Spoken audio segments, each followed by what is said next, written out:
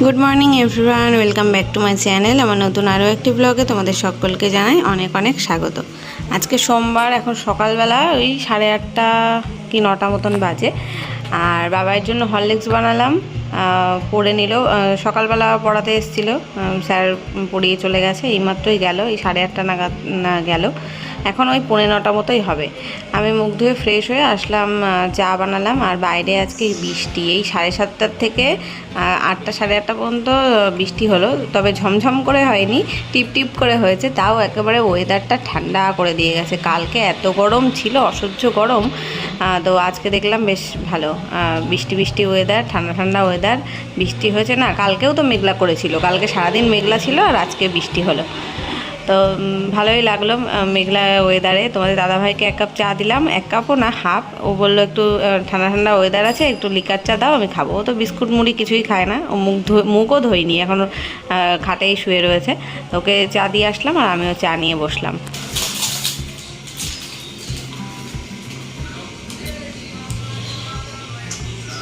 এগুলো তো ক্যাডবেরি না, বিস্কুটের মতো, তাই না? এই ভালো খাস তুই? এসব ভালো খাস তুই? এসব আন্ধে আন্ধে জিনিস।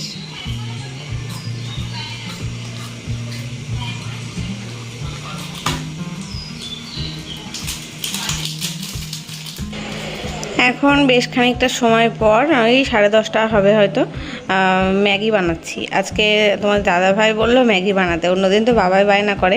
মাসকাবারি মালপত্র কিছুই ছিল না, লিস্ট করে দিয়েছি, তো সেটা দোকানে দিয়ে এসছে। আর ম্যাগিটাই শুধু নিয়ে আসলো সকালবেলা, 10টা ম্যাগি নিয়ে আসে, মানে সারা মাস ধরে 10টা ম্যাগি বাবাই শেষ করে। আমরা তো খুব একটা খাই না, আর খুব একটা বাবাইকে দেবো না বলে ওই 10টা প্যাকেট, মানে ওই 5 টাকা দামের যেই প্যাকেটগুলো, ওটাই 10টা নিয়ে আসা হয়। তো সেটার থেকেই আজকে বানিয়ে দিলাম, 4টে বানালাম এখন।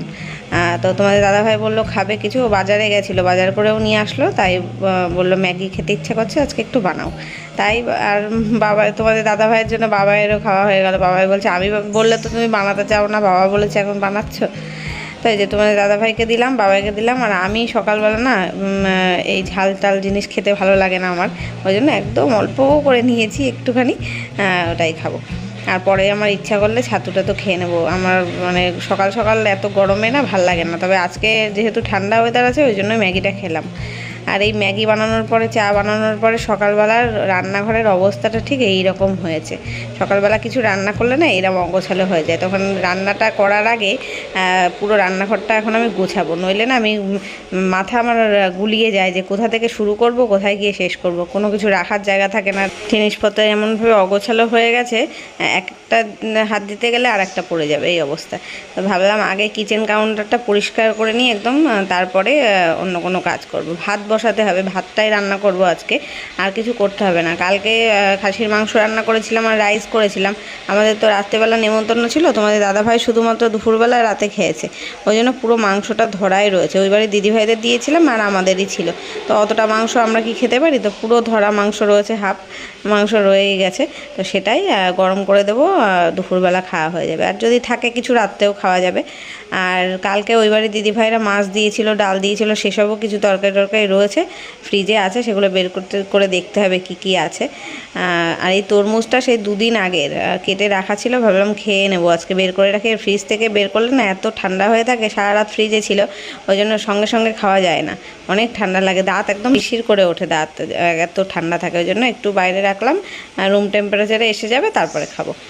আর এই যে এঁঠো বাসনগুলো আগে তুলি, আগে না তুললে এই বেসিনটা ক্লিন করতে পারবো না, আরও জিনিসপত্র এখানে আরও জাম হতে থাকবে, ওই জন্য পুরো গামলাটা খালি করলাম। গামলায় যে কটা বাসন ছিল সব রাখলাম ক্যাবিনেটের মধ্যে, আর এঁঠো বাসনগুলো সবই গামলার মধ্যে রাখছি, রেখে একদম কাউন্টারটা খালি করব। এই জায়গাটা মুছতে হবে, একটু জল টল পড়ে গিয়েছে। বেসিনটা আমি মেজে নেবো এখন, একটু মেজে না নিলে এঁঠো এঁঠো কেমন একটা গন্ধ গন্ধ হয়, ওই জন্য। আর এই কড়াইটা নামালাম না, কারণ কড়াইটাতে শুধু ম্যাগি করেছি তো, আর খাবারগুলো সব গরম করব। ফ্রিজ থেকে কোনো খাবার বের করলে সেটা গরম না করে মানে না ফুটিয়ে তো খাওয়া যায় না। আর খাসির মাংস তো যেন চর্বি থাকে ভেতরে, কেমন জমে যায়। ওই জন্য কড়াইটা রাখলাম, একেবারে গরম টরম করে কড়াইটা নামাবো। আর রান্না যেহেতু কিছু হবে না, ওই জন্য গ্যাসটা ভালো করে মুছে নিচ্ছি। ভাত করতে আর খাবার গরম করতে খুব একটা নোংরা হয় না গ্যাস, ওই জন্য ভালোভাবে মুছে নিলাম। গ্যাসের তলা টলা দিয়ে ওপর দিয়ে ম্যাগি রান্না করতে একটু ছিটিয়েছে। দেখবে নাড়ানাড়ি জিনিস মানে ভাজাভুজি জিনিস করতে গেলে বেশি তেল ছেটায়, তারপরে কোনো কিছু মানে রান্নার খাবারের টুকরোগুলোও ছিটিয়ে যায়। ওই জন্য আগে রান্নাঘরটা পরিষ্কার করে রেখে দিলাম। এবার আসলাম টেবিলটা পরিষ্কার করতে। এই একটা ডিম নিয়ে এসছে, ওটাকে জায়গা মতন রাখলাম। মানে টেবিলের উপরে রাখলে বাবাই কোনো সময় ঠেলে দেবে, খুনি যাবে, খুনি পড়ে নিচে। আর টেবিলের উপরে সব খাওয়া দাওয়া হয়েছে, সেই চা খাওয়া হয়েছে সকালে, তারপর ম্যাগি খাওয়া হলো। ওই একটু একটু দাগ হয়ে গেছিলো, সেটাই মুছে নিলাম। আর এই টেবিলের না একটা ওপরে প্লাস্টিক কিনবো, মানে টেবিল ক্লথ কিনবো ভাবছি। তোমরা বলো তো কমেন্টে, তাদের কি ভালো লাগবে টেবিল ক্লথ লাগালে? তোমাদের দাদাভাই বলছে কি লাগাতে হবে না টেবিল ক্লথ, কোনো এরমই থাক। আর আমি ভাবছি, আমাকে অনেকে বলছে যে যেমন ওই বাড়ির দিদিভাই বলছিল যে একটা সাদা রঙের টেবিল ক্লথ ওপরে পেতে নেবে, তাহলে ভালো হবে, দাগ টাগ লাগবে না কাচের ওপরে।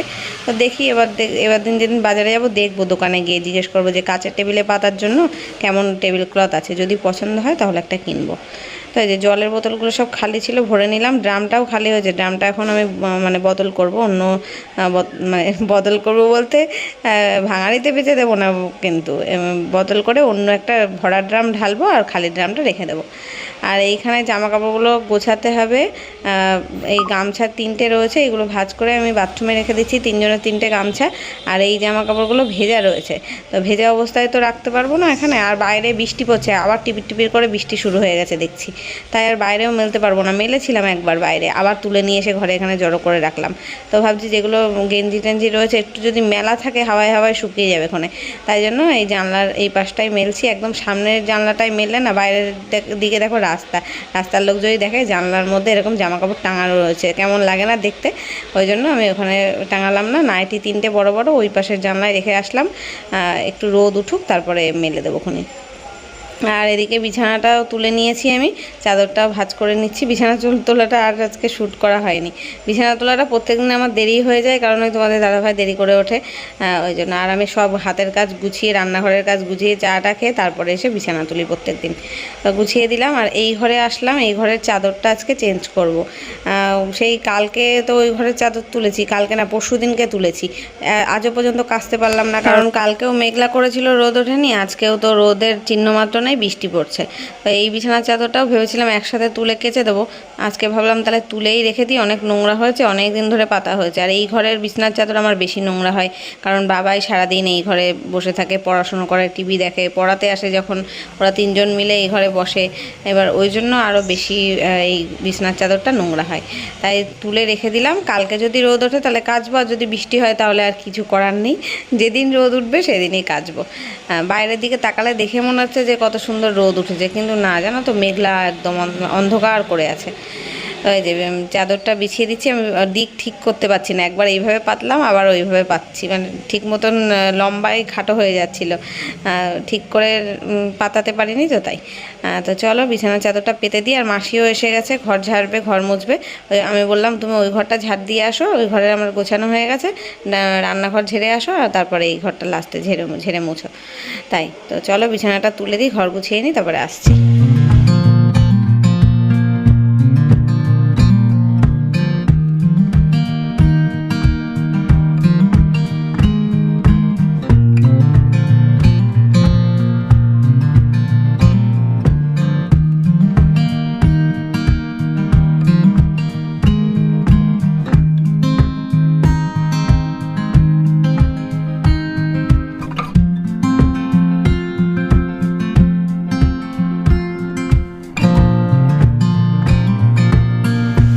সমস্ত কাজ হয়ে গেছে, এই ঘরের বিছনা গুছিয়ে নিলাম।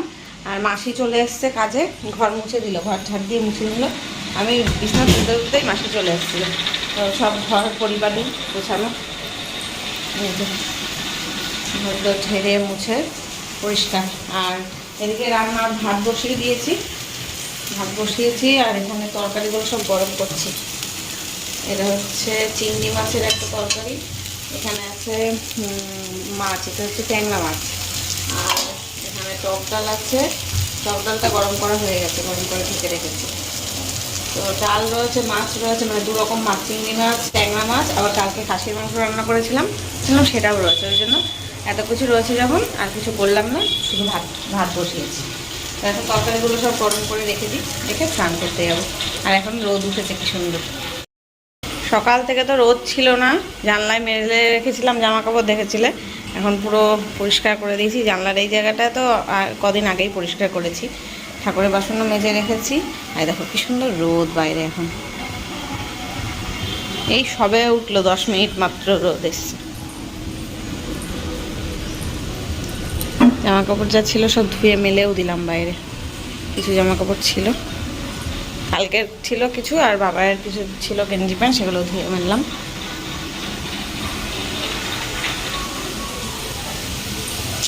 পুড়ে না যায়, এক্ষুনি না আসলে পুড়ে যেত। দেখো মাছের ঝোলটা, এদিকে ভাতও ফুটে উঠেছে। আর এই ওভেনটা ঠিক করতে দেওয়া হয়েছে, বললো কি বাড়ি এসে লাগিয়ে দিয়ে যাবো। প্রতিদিনই ফোন করা হচ্ছে, প্রতিদিনই বলছে আজকে মিস্ত্রি আসেনি, মিস্ত্রি আসেনি। হ্যাঁ দিচ্ছি। মোটর চালানো, মাসি বলছে বন্ধ করতে। তো আজকে সোমবারে আসার কথা ছিল এটা ঠিক করতে, তোমাদের দাদাভাইকে পাঠিয়েছি দোকানে। এখন দেখি কি বলে, আসবে কি না। এখনও পর্যন্ত মানে 1 সপ্তাহ ধরে ঘুরিয়ে যাচ্ছে, আসছে না। এটা পুরো নাট সমেত খুলে নিয়ে গেছে, এটা পুরোটাই এই চাকতিটা ধরে চেঞ্জ করতে হবে, পুরোটাই আর কি নিয়ে আসবে।